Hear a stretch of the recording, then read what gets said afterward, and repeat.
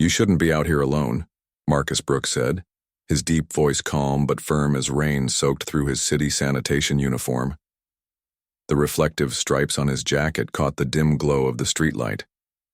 "This ain't a safe place for anybody, especially not at 2 in the morning." The young woman flinched and turned sharply. Her hair clung to her face in wet strands, and her eyes, wide and cautious, darted toward the dark end of the block before settling on him. "I don't need your pity," she snapped, hugging her arms across her soaked sweater. Marcus took a slow step forward, keeping his distance respectful. "This ain't pity," he said plainly. "It's an offer. I got heat, running water, and a door that locks. That's better than standing out here where anything could happen." She hesitated, her lips trembling, and not just from the cold. He noticed how her fingers shook, how her eyes kept flicking toward the alley like she expected someone or feared someone might come back. "What happened?" he asked, his tone softening. "I was robbed," she muttered, voice barely above, a whisper. "Phone's dead. Bag's gone." Marcus let the silence hang for a beat, then sighed. "You want to call somebody?" She shook her head slowly. "I don't want to talk to anyone. I just need somewhere safe until morning." His instincts told him to walk away. He had a 6-year-old daughter back home, and bringing a stranger into his space was a risk.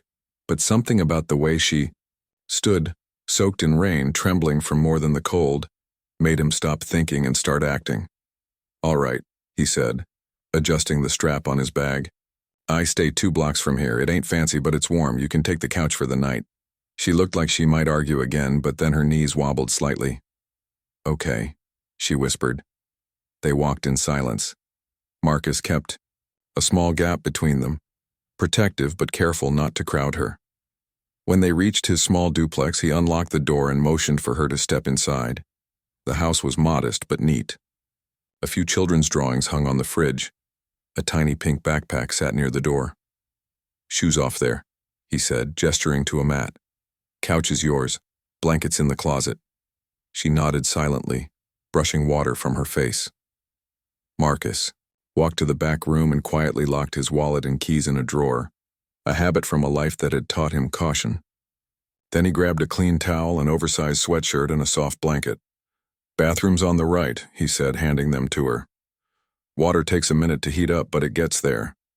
She took the bundle with both hands, her eyes lingering on his face like she was still trying to figure him out. "Why are you doing this?" she asked. Marcus rubbed the back of his neck. "Because you looked like you needed help, and I'd hope if my daughter ever ended up out here like this, someone would do the same." She flinched slightly at the word daughter but didn't respond. While she was in the shower, Marcus scribbled a short note and set it beside a warm mug of water he'd heated in the microwave.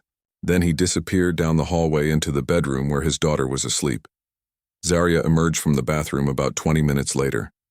Her damp curls framed her face, and the oversized sweatshirt Marcus had given her hung past her thighs. The house was quiet, peaceful in a way she hadn't felt in days. On the coffee table next to the couch sat a folded blanket, a steaming mug of water, and a small handwritten note. She stepped closer and read it. "If you need to call anyone, the landline's on the wall. Feel free to grab more blankets. Please keep the door closed. My daughter's a light sleeper." Her fingers lingered on the edge of the mug, the warmth of it slowly sinking into her hands. For the first time in days, she felt safe. Not questioned, not watched. Just safe. She curled up on the couch, pulled the blanket over herself, and let the warmth settle into her bones. The steady rain outside tapped gently against the windows, a soothing rhythm. The man who had let her in hadn't asked for her name, hadn't offered his, and hadn't treated her like a burden. She didn't know who he was, but in that moment, it didn't matter. All she knew was that she was finally somewhere she could breathe. She slept, deeply, without fear, without checking the door, without holding her bag against her chest. When morning came, it was laughter that woke her, a bright, bubbling giggle that drifted in from the other room. Zaria blinked awake, momentarily disoriented. She looked around at the couch, the blanket still draped over her, the now cool mug still sitting by her side. The scent of something warm, eggs maybe, or toast, drifted from the kitchen. The murmur of cartoons hummed in the background. It felt like another world entirely from the rain-soaked night before. She sat up slowly, stretching. Across the small living room, a little girl sat cross-legged on the carpet, her brown curls bouncing as she played with a tower of colorful blocks. "Good morning," Zarya said gently, her voice rough from sleep. The child looked up with wide eyes and a toothy smile. "Hi, you're the princess who slept on our couch," she chirped. Zarya blinked. "Excuse me?" "My name's Ayana," the girl said proudly. "Daddy said a nice lady stayed over 'cause she got caught in the rain. That's you." Zarya couldn't help the chuckle that slipped out. Her first real smile in what felt like forever. "I guess that is me. Nice to meet you, Ayana," a voice called out from the kitchen. "Ayana, breakfast duty. Come help me burn the toast." Ayana giggled and took off running toward the kitchen. Zarya stretched again, her body still sore from the awkward sleep, then slowly followed the smell of food and the sound of laughter into the heart of the house. The kitchen was small, but filled with warmth, both from the stove and the people inside it. Marcus stood at the counter, cracking eggs into a chipped mixing bowl with one hand, while stirring something sizzling in the pan with the other. The sunlight streaming in through the window caught the steam rising from the pan. Zarya leaned against the doorway, watching for a moment before speaking. "You cook?" Marcus looked up, surprised, then offered a quiet smile. "Only if Ayana's brave enough to eat it." Ayana, already on her stool, was furiously spreading butter on slices of toast, some of it landing on the bread, some on the counter. Zarya stepped in cautiously. "I can try to help," she said, uncertain. "Though, full disclosure, I'm not exactly domestic." Marcus handed her a whisk. "Neither am I. That's why we burn a lot of toast in this house." She laughed, the sound awkward at first but real, the kind of laugh that hadn't lived in her chest in a long time. They moved around the cramped kitchen in a sort of clumsy harmony. Zarya attempted to flip the eggs while Ayana chattered about her favorite cartoons and how her daddy made pancakes shaped like dinosaurs on weekends. Of course, the spatula slipped from Zarya's hand, the bowl wobbled, and eggs splattered across the counter and floor. "Oh no!" Zarya gasped, reaching for a towel in a panic. Before she could move, Ayana popped off her stool, giggling, and handed her a paper towel like it was no big deal. "It's okay. Daddy spills stuff too, all the time." Zarya stared at her, then burst into genuine laughter, so much so that her shoulders shook. She hadn't meant to laugh. It just happened, and it felt good. Marcus didn't say a word. He just smiled and quietly scooped what was salvageable back into the pan, finishing breakfast like it was the easiest thing in the world. They sat down together at the small table. The eggs were overcooked, the toast was a little burnt. The bacon had definitely seen better days. Marcus took a bite anyway. "This is great," he said, straight-faced. Zarya raised an eyebrow. "You don't have to lie." "I'm not," Marcus replied. "It's edible. That counts in this house." Ayana poked at her eggs, chewing dutifully. Zarya tried not to stare at the man across from her, the way he made space without judgment, the way he let her in without asking for anything back. After breakfast, Zarya offered to do the dishes, but Marcus waved her off. "You two relax. I've got this." As she and Ayana moved back to the living room, Zarya glanced over her shoulder and saw Marcus sneak something else from the oven. A second plate of scrambled eggs and fresh toast. Untouched by her earlier mishap, he had made another breakfast. Just in case. She said nothing, but in her heart something began to shift.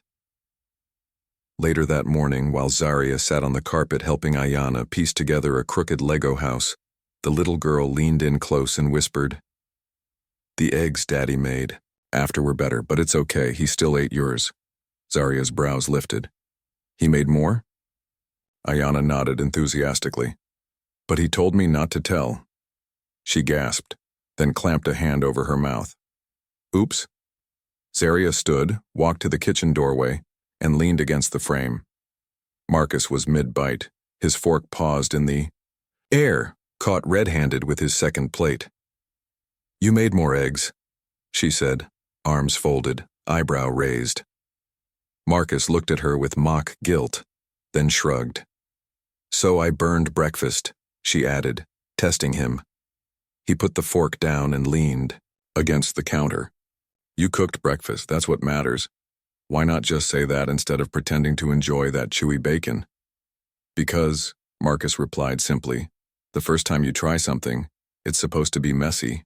You just need someone who'll eat it anyway." Zaria stared at him for a long moment. No one had ever said something like that to her, about effort mattering more than perfection. She wasn't used to that kind of grace. "You said something last night," she murmured, "about hoping someone would help your daughter if she was ever in trouble." Marcus nodded once. "You're a good father," she said quietly. He didn't respond, just gave her a small, grateful smile and turned back to his eggs. The rest of the morning passed in a soft kind of rhythm. Marcus washed dishes. Zaria and Ayana stacked blocks, knocked them down, and stacked them again. Cartoons played in the background. It wasn't dramatic or intense, just ordinary, and that was what made it feel rare. A little after noon, Marcus returned to the living room holding 2 mugs, one with hot cocoa, the other tea. "Got a friend who owns a laundromat down the street," he said, offering her the tea. "If you're planning to stay in town a while, I can ask if they need help." Zaria took the mug, fingers curling around its warmth. "Maybe. I need to earn something while I wait on paperwork." She hesitated. "I lost my ID, my job, everything." "You, a student?" he asked. "Was. Out of state. Complicated stuff." Marcus didn't ask more. He just nodded. "If you want, I'll walk you over." Zaria looked at him. This man had no idea who she really was and didn't care. He wasn't helping her out of obligation. It was just who he was. And that meant more than anything she'd ever been handed with a price tag. The bell above the laundromat door jingled as Zaria stepped inside. The smell of detergent, old metal, and something faintly sour hit her all at once. The machines rumbled like tired giants, their steady rhythm filling the overheated space. Baskets of clothes overflowed. Damp towels clung to plastic bins. It was chaos, but structured chaos. Behind the front counter, a black woman with a scarf tied around her head barely looked up. "You Marcus's friend?" she asked. Zaria nodded. The woman tossed her an apron. "Clock starts now." And just like that, Zaria was in. By noon, her back was sore. Her hands were raw from detergent and fabric softener. 2 customers had already snapped at her. One blamed her for shrinking his hoodie. The other dumped 3 bags of half-wet laundry and barked, "Have it ready by 5. She looked at the wall clock. Only 3 hours had passed. By late afternoon, she stood alone in the alley behind the laundromat, slumped against a cinder-block wall. Her apron was stained. Her curls frizzed out in the humidity. Her breath came in shallow waves. The phone in her pocket was still dead, just like the last few days. She stared at the dented dumpster across from her and for a second thought about walking away, from this, from all of it, going back to the shelter. Back to invisibility, but she didn't. When she returned to Marcus's house that evening, she didn't speak, just dropped her bag at the door, sat on the edge of the couch and winced as she peeled off her sneakers. The blisters on her heels were angry red. Marcus noticed, but he didn't ask. He just watched from the hallway, eyes quiet and knowing. The next morning, Zaria shuffled out of the room and found a pair of spotless white sneakers by the front door. No note, no receipt, just a pair of shoes, brand new, sitting where her old ones used to be. They were her size, light, durable, comfortable. Inside, one shoe, a small piece of paper, was tucked gently in the heel. Figured your feet deserved better. If you're walking away, don't walk in pain. She stared at the note for a long moment, her chest tightening. Then slowly she slipped them on. They fit perfectly. Later that day, when Marcus returned from his overnight shift, He found her, in the kitchen halfway through toasting bread. "You didn't leave," he said. "I almost did," she replied, sliding another slice into the toaster. "But your guilt trip footwear worked," Marcus smirked. "Wasn't meant to guilt you?" "No," she said, looking over her shoulder. "Then what was it?" He shrugged. "It was just a way of saying, you've got a choice." And for the first time in a long while, Zarya felt like maybe she really did. Later that week, Zarya slumped onto a bench behind the laundromat, her apron damp with sweat and her curls tied up in a rushed bun. Her legs ached, her shoulders throbbed, and her fingers, raw from detergent, trembled as she tried to open a water bottle. She let out a groan. "I've never been this exhausted, and I used to think yoga was hard." Marcus, sorting a giant laundry bag nearby, looked over with a raised brow. "You're earning something real now." Zarya gave him a side glance, rubbing her neck. "You mean back pain?" He chuckled. "I mean the freedom of living by your own work. Even if your hands get dirty, it's yours. No one can take that from you." Zarya didn't answer at first, but his words sank in deeper than she expected. She thought about the life she'd left behind. The designer bags, the silk sheets, the perfect smiles and endless expectations, and how none of it ever really felt like hers. This laundromat didn't look like much, but it was the first place in years where her choices mattered, where her effort counted, where nobody cared what her last name was. That Friday, the laundromat took on a massive delivery for a downtown hotel. Over 100 white sheets and crisp uniforms needed to be washed, dried and folded by morning. Most of the staff clocked out by 8, but Zarya stayed behind. She didn't tell Marcus she would. She just stayed. They worked side by side into the night, under the humming flicker of fluorescent lights. Marcus folded like a machine, precise, practiced. Zarya struggled to match his speed. She kept unfolding and refolding the same shirt 3 times, her fingers fighting the creases. Around 2 a.m., they finally finished loading the last bundles into the back of Marcus's old pickup. Zarya flopped into the passenger seat, arms limp and eyes half closed. "I can't feel my fingers," she groaned. "You'll miss them when they're gone," Marcus replied dryly, starting the engine. They drove through the silent streets, the city asleep around them. It should have felt lonely, but it didn't. The quiet between them was warm, like the kind you find with people you trust. At one stop, Marcus handed her a small laundry bag. "Go leave this at number 15, the one with the porch light on." Zarya nodded and climbed out. She placed the bag on the front stoop and turned back toward the truck. That's when the porch light flickered off, and a huge dog lunged from behind the gate. The growl was deep, the bark louder. Zarya screamed, stumbled back, and twisted her ankle on the curb. She crashed to the ground, scraping her hands on the pavement. Before she could react, the truck door slammed. Marcus was already running. Marcus reached her in seconds. The dog had stopped at the edge of the yard, barking wildly, its massive body tense and ready. Marcus stepped in front of Zarya, arms wide. "Back!" he shouted, voice booming across the quiet street. The dog hesitated, then retreated, growling low as it slunk behind the gate. Zarya sat frozen on the curb, hands bleeding, ankle throbbing. Her breath came in short, panicked gasps. Marcus didn't hesitate. He scooped her up in his arms before she could argue. "I told you to wait in the truck," he said through clenched teeth, carrying her back. "I thought I could handle a bag of laundry," she muttered, wincing. He set her down gently in the cab and slammed the door shut behind her. "Damn it, Zarya," he said, his voice sharp, frustrated, and something else, frightened. "I said stay put." "It's just a scrape," she said quickly. "I don't care about the scrape." His voice cut her off. "I care that you could have been seriously hurt. What were you thinking?" She had never heard him raise his voice, never seen him rattle. But this wasn't anger that came from ego. This came from fear. Fear that something might have happened to her. Her lips parted, but no words came. And then her eyes welled, not from pain, but from the intensity of what she felt in that moment. No one's ever yelled at me. Because they were scared for me, she whispered. Marcus's shoulders relaxed. His chest heaved. The heat drained from his face and he leaned back against the driver's seat.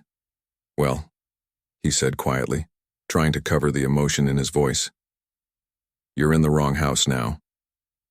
Zaria laughed, a wet, shaky sound that surprised even her. Not because it was funny, but because it felt like something cracked open, not just a house, not just a couch. Something deeper had formed. It felt like home. The next morning, Zaria was behind the counter folding towels when it slipped out. The necklace. It tumbled from the laundry pile like it didn't belong, because it didn't. A delicate gold chain, thin and unmistakably expensive, with a single sapphire stone that shimmered under the harsh light. Zaria's eyes widened. She had tucked it deep into her duffel bag, hidden in an old sock. Forgotten, or buried. But somehow it made its way into the laundry. She froze. Before she could grab it, Marcus passed by, stopped, and looked down. He didn't say anything at first. His eyes lingered on the necklace. Then slowly, he looked up at her. That, he said softly, ain't something a broke student carries around. Zaria's heart raced. She reached down and snatched the necklace, shoving it into her back pocket. I forgot it was in there, she murmured. Who is it? He asked, his voice quiet but firm. She didn't answer. Who are you really, Zaria? Zaria swallowed hard. The silence between them was deafening, louder than any scream. I'm someone who walked away from a world where everything has a price. Except love, she said finally, her voice low and unsteady. That's all you need to know. Marcus's jaw tightened. His face didn't show anger, just quiet disappointment. You lied to me. I didn't lie, she replied quickly. I left things out. He shook his head slowly. That's the same thing. Zaria turned away, her hands trembling. You don't know what it's like, she said, struggling to hold her voice steady. To be watched every second of your life. To be told who to love, where to go, who to become. No, Marcus said. I don't. But I do know what it's like to be honest with someone who isn't. The hum of machines filled the air, pressing against them like a weight. Zaria blinked back, the tears rising in her eyes. She'd never felt more exposed. And just as she opened her mouth to speak, the laundromat door swung open with a bang. Man in a leather jacket and baseball cap stepped inside, holding a smartphone in one hand. His eyes locked on her immediately. There she is, he muttered, raising the camera. Been missing for 5 days, sweetheart. Your daddy's offering 6 figures to know where you're hiding. Zaria gasped, backing up instinctively. Marcus stepped forward. Hey, get out of here. Relax, man, the guy replied casually, snapping another photo. I'm just doing my job. No, you're not, Marcus growled, his voice dark and full of warning. Zaria's chest tightened with panic. The walls of the laundromat felt like they were closing in. Without another word, Marcus grabbed her wrist and pulled her toward the same back exit. Go, he said firmly. They burst into the alley behind the building, rain starting to fall again, slicking the pavement as they ran. Zaria's heart pounded in her chest. What about Ayana? She cried as they reached the truck. She's at school. I'll get her. Within the hour, Marcus held his sleepy daughter in his arms, gently strapping her into the back seat. She clutched a juice box, blinking in confusion. Zaria sat in silence, stunned as he pulled into the driveway next door. Not home, but to a small brick house with faded wind chimes. He knocked once, and the door opened before his knuckles hit. A second time. Miss Charlene Evans, his elderly neighbor, stood there in a housecoat, nodding silently. Come on in, baby. I'll keep the little one. You trust her? Zaria asked quietly. With my life, Marcus said without hesitation. He leaned down and kissed Ayana's forehead. You're gonna stay with Grandma Charlene for a little while, all right? Just like a sleepover. Ayana nodded sleepily. Okay, Daddy. Marcus turned to Zaria. Let's go. They drove off as the rain picked up, heading for the edge of town. Neither of them spoke. Zaria sat curled against the passenger window, guilt curling in her stomach like a fist. Her chest was tight. Her throat burned. She glanced at Marcus, and that's when she saw it. His shirt sleeve was torn. "Your arm," she said suddenly. "What happened?" He looked down, almost surprised. A bruise was forming along his bicep. "The guy pushed me when I blocked his camera." "Why didn't you say anything?" Marcus shrugged. "As long as you and Ayana are safe, I can deal with a bruise." Zaria looked at him, her eyes flooding again. Not from fear or guilt, but from something deeper. This man didn't protect her because of who she might be. He protected her because of who he was, and somehow that made all the difference. The time Marcus pulled the truck into the neighborhood, the sun was already beginning to dip beneath the horizon. He parked a block away just to be careful, his eyes scanning the street for cars that didn't belong.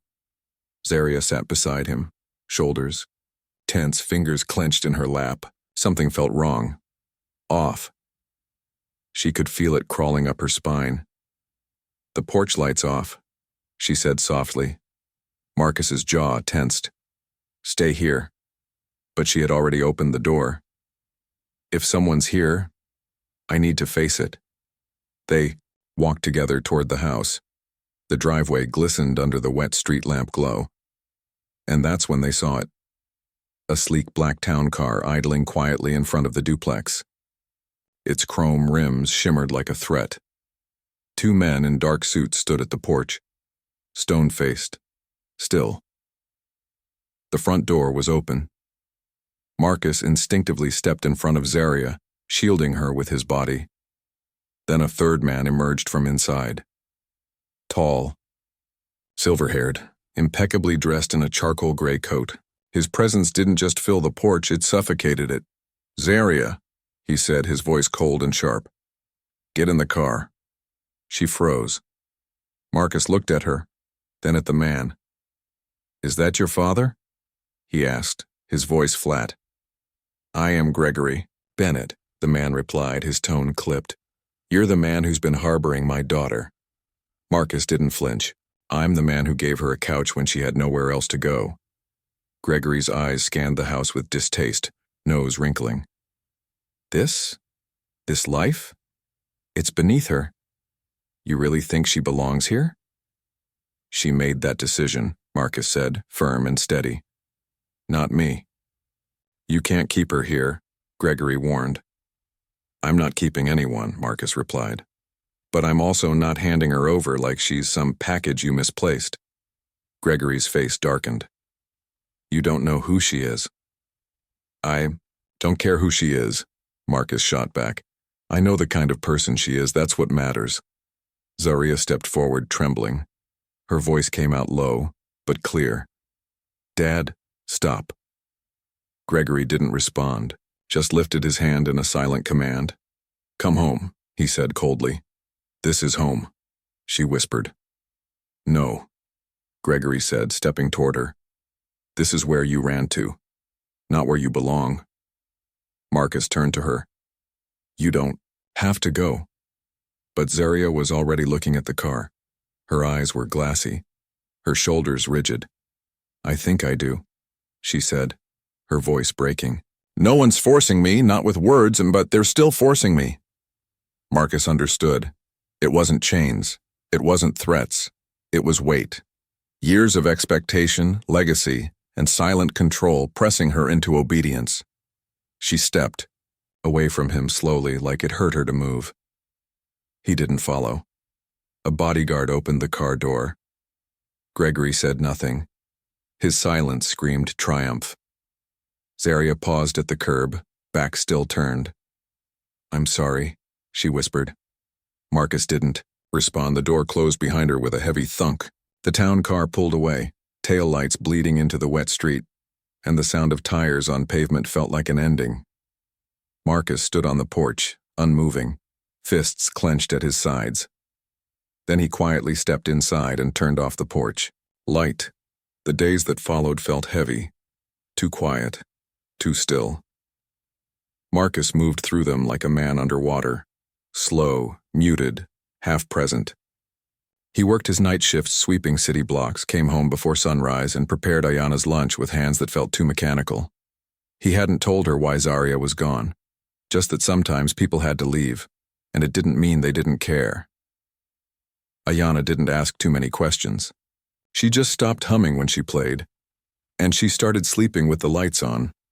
On the fourth night, she coughed once, then again. Marcus brought her a glass of water, kissed her forehead, and told her it was probably just the change in weather. But by morning, her skin burned to the touch. By noon, she was shivering violently under 3 blankets, and by midnight, she couldn't stop trembling. Marcus didn't wait. He wrapped her up in his jacket, carried her to the truck, and sped through the empty streets toward the hospital. His hands shook on the steering wheel. His mouth was dry. He'd never felt fear like that. Not even the night Zarya had screamed, on the curb with that dog charging toward her. This was different. This was his baby girl. The emergency room was too bright, too white, too loud. A nurse took Ayana into triage. Marcus stood behind the front desk, waiting, pacing, heart pounding. Finally, a woman approached. "We need a $6,000 deposit to admit her," she said flatly. Marcus reached into his wallet. He didn't even have $200. "Can I pay part now?" he asked. "Please, I just need her admitted. I can get the rest in a few days." "I'm sorry," the receptionist said, already turning away. "Please," he said again, louder now, his voice cracking. "She's 6 years old." The woman hesitated, but the policy didn't. That's when another voice cut through the hallway. "I've got it." Marcus turned, startled. Zarya stood there, her coat damp from the rain, her eyes locked on him. She walked past without waiting for a reaction, her steps firm. She handed over a credit card. "Put everything under my name," she told the nurse. "Room fees, meds, tests, all of it." The receptionist typed quickly. "Relationship to the patient?" Zarya looked at Marcus, then answered calmly, "Yes, I do." An hour later, after doctors confirmed it was a severe viral infection, treatable, but needing close monitoring, Marcus sat beside Ayana's hospital bed, elbows on his knees, head in his hands. Zarya entered quietly and sat in the chair next to him. He didn't look at her at first. When he did, his voice was barely more than a whisper. "You didn't have to do that." "I know," she said softly. He exhaled hard. "I'm sorry. You shouldn't have been dragged into this." Zarya looked over at Ayana, her forehead still flushed, her tiny chest rising and falling in sleep. "You didn't drag me in, Marcus," she said. "I came back." He nodded slowly, swallowing emotion like it hurt.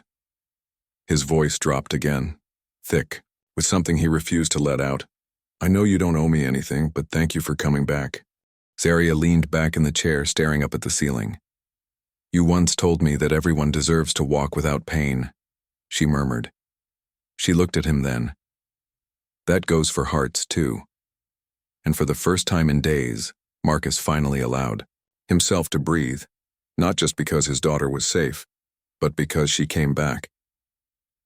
Zarya stood in the echoing marble hallway of her father's penthouse, her heels silent on the polished floors. Floor-to-ceiling windows framed the skyline like a painting, silver towers, blinking lights, clouds slicing through buildings. But none of it moved her. She hadn't come for the view. Gregory Bennett sat at the end of a long glass dining table, reading the financial section like nothing had ever happened. "I figured you'd be back once the dust settled," he said coolly, not looking up. "I didn't come back," Zarya replied. "I came to talk." He folded the newspaper with slow, deliberate care like the world moved at his command. "You're living in a fantasy, Zarya. Playing house with a man who scrubs sidewalks to survive, that's not you." Zarya stepped closer, arms crossed. "That man saved me." "From what?" Gregory scoffed. "A little discomfort? You had everything. Education, legacy, a future. You walked away from all of it." "No," she said firmly. "I didn't walk away from a future. I walked away from a cage." Gregory stood. You gave up everything to live in a shoebox with a janitor. Zaria's voice didn't waver. He's not a janitor. He's a father. A man who shows up for his daughter every single day. A man who taught me more about strength in 3 weeks than you did in 30 years. Gregory's eyes narrowed. So you're choosing him over all of this? Over me? She met his gaze without blinking. I'm choosing me. My life. My voice. And yes, I'm choosing the man who lives with dignity, who doesn't care about last names or stock prices. Turned toward the window, hands behind his back, looking out as if the city could explain away her rebellion. You love him? He asked, almost like the words tasted bitter. I do, Zaria answered softly. He exhaled, sharply, angrily. He can't give you anything. No security, no influence, nothing. Zaria took a step forward. He gives me everything that matters. Respect, peace, a real home. Gregory poured himself a drink at the bar. His hand trembled slightly. I never meant to be the villain, he muttered. I know, Zaria replied. You just forgot how to be a father. He stared down into the glass. The tension in his posture cracked, just slightly. He's got something I don't, Gregory murmured. Zaria tilted her head. You mean a daughter who loves him for who he is? His gaze snapped to hers. She didn't flinch. I'm going back, she said, her voice steady. To him, to that life. And this time, I'm not running. I'm walking toward it. Gregory didn't argue. He didn't beg. As she reached the door, his voice caught her one last time. Tell him. He hesitated. Tell him he's lucky. Zaria paused, then turned back. No, she said gently. I'm the lucky one. Then she walked out, into the noise, the rain, and the world she had chosen, and she didn't look back. The knock came just after sunrise. Marcus was in the kitchen, flipping pancakes shaped like dinosaurs, Ayana's favorite. The scent of vanilla and butter filled the house. He wiped his hands on a towel, expecting it to be the mailman or maybe Miss Charlene dropping off homemade sweetbread. He opened the door and froze. Zaria stood there. Her curls were pulled into a messy bun. Her jacket was damp with morning dew. In her hands was a small brown paper bag. For Ayana, she said softly. Blueberry muffins. The real kind. No preservatives. Marcus didn't speak. His hand tightened slightly around the towel still, in his grip. I'm not here to stay the night, she added quickly, her voice steady but vulnerable. I'm here to stay, if you'll have me. His eyes searched hers, looking for doubt, hesitation, anything that would make this feel like another temporary chapter. But there was none. We're not rich, he said finally, voice rough. Zaria stepped closer, her eyes never leaving his. I've had everything, Marcus, money, travel, luxury. But I never had a kitchen where someone made dinosaur pancakes. I never had a home that felt like it loved me back. He stared at her. She stepped even closer. This house is small, she whispered. But it's enough, it's full of heart. He softened, something unspoken finally unraveling between them. We don't have much, he said again. Zaria smiled, tears in her eyes. I had everything. I just didn't have a family. At that moment, a small voice interrupted them. Zaria? They both turned to see Ayana standing in the hallway, her eyes still puffy from sleep, curls wild, tiny fists rubbing at her face. Zaria knelt down, holding the paper bag out.